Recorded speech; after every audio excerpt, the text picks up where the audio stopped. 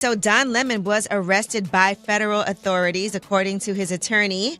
His attorney put out a statement. Instead of investigating the federal agents who killed two peaceful Minnesota protesters, the Trump Justice Department is devoting its time, attention, and resources to this arrest. And that is the real indictment of wrongdoing in this case.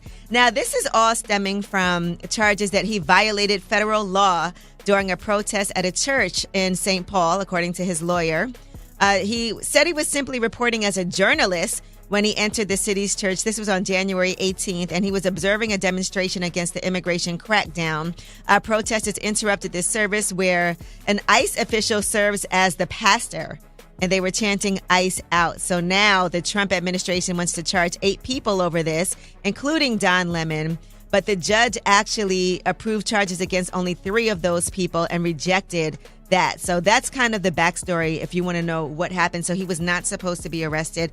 There's also another independent journalist, Georgia Fort, who was taken into custody by federal officers actually around the same time with Don Lemon. So she posted a Facebook Live video during that time detailing her arrest. Is this wild? Now, Nicki Minaj, before this happened, was on the Katie Miller podcast, and the full episode of that podcast is coming out on Tuesday. But listen to this.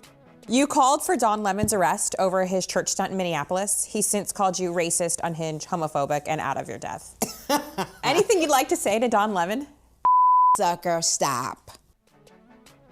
Well, what we do know is that Don Lemon is going to appear in court today, and he is going to most likely challenge the prosecution's case by arguing that he was not protesting, but covering the event as a journalist. But this is a shocking story to everybody, and I think this is going to backfire for what Trump and his administration is trying to prove, because if anything, what happens to freedom of speech and his rights as a journalist?